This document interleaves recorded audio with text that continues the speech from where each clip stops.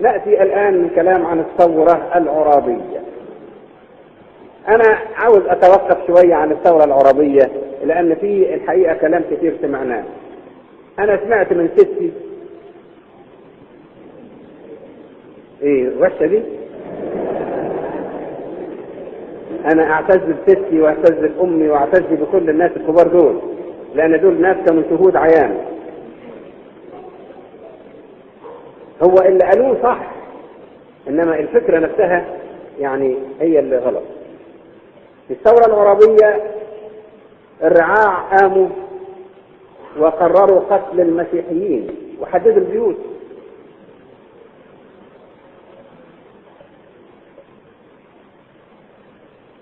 ده أمر حدث بالفعل، إنما النقطة اللي أنا بتكلم فيها، هل ده كان موقف عرابي؟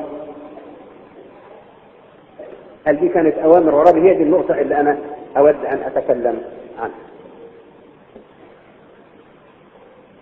جاءت الثورة العرابية، وباختصار الثورة العرابية دي ثورة على ضد الخديوي توفيق، كانت ثورة وطنية أيضا من أجل مصر.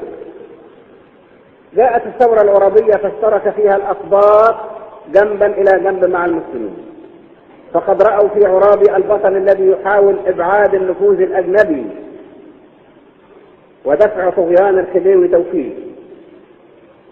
وكان عرابي هو وزير الحربية وبالتالي قائد الجيش.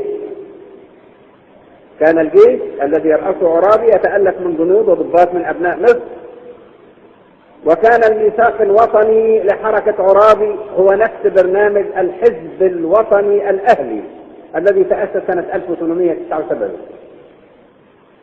كان بداية تأسيس هذا الحزب الوطني هو الشعار مصر للمصريين. على الرغم احنا بنتكلم عن عدالة محمد علي وخلفائه، انما دول طبعا اشراك اصلا.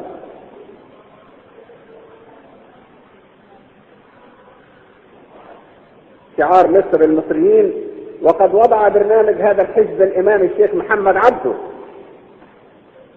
ولويس صابونجي، وكانت مادته الخامسة تنص على أن الحزب الوطني حزب سياسي لا ديني. ثم أكد البرنامج بوضوح أن الحزب يعلم أن الجميع إخوان وأن حقوقهم في السياسة والشرائع متساوية، وهذا مسلم به عند أخص مشايخ الأزهر الذين يعضدون هذا الحزب ويعتقدون أن الشريعة المحمدية، ده مادة من صلب القانون بتاع الحزب الوطني، ويعتقدون أن الشريعة المحمدية الحقة تنهى عن البغضاء وتعتبر الناس في المعاملة سواء، والمصريون لا يكرهون الأوروبيين المقيمين في مصر من حيث كونهم أجانب أو نصارى، وإذا عاشروهم على أنهم مثلهم يخضعون لقوانين البلاد ويدفعون الضرائب كانوا من أحب الناس إليه. يعني عاوزين يقولوا إحنا مش بنكره الأجانب عشان هم مسيحيين، لا، إنما ما يترفعوش علينا. انتوا عارفين طبعا فكرة الامتيازات الأجنبية والمحاكم المختلطة، إن كان الأجنبي ده يعني في وضع متميز عن وضع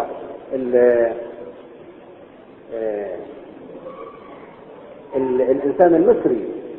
الامتيازات دي هي أو الناس الأجانب كانوا عبارة عن دولة داخل الدولة. لقد رأيت بعيني رأسي حوالي سنة 35 أو 35 لأن المعاهدة بتاع النحاس باشا 36 ألغت الامتيازات الأجنبية دي، الاتفاق بتاعها. أنا شفت واحد من قبرص، حماية قبرصي أو حماية يوناني، بنفسي شفته ضرب واحد بالسكينة وإيديه بتنقط دم والعسكري واقف اهو، ما قدرش يقرب له، يقول له أنا حماية، ما قدرش يقرب له. فكانت الثورة على هذه الأشياء طبعا غير الوطنية وغير الشريعة. وقد وصف الإمام محمد عبده وهو من أكبر أئمة المسلمين في العصر الحديث وطنية الحركة العرابية بقوله: هل يقدر أحد أن يشك في كون جهادنا وطنيا صرفا بعد أن آزره رجال من جميع الأجناس والأديان؟ فكان يتكالب المسلمون والأقباط والإسرائيليون لنجدته بحماس غريب وبكل ما أوتوه من حول وقوة لاعتقادهم أنها حرب بين المصريين والإنجليز.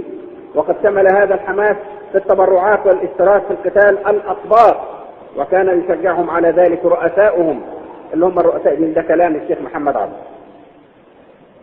وكان خطيب الحركة العرابية أو الثورة العرابية واحد اسمه عبد الله النديم. لكن على الرغم من اعتماد عبد الله النديم دائما على القرآن والفكر الديني عموما في أنه كان يستثير الجماهير ويحركهم، لكن حركته كانت دعوة مثمرة وهادفة إلى الأخوة الوطنية والهجوم على التعصب الديني.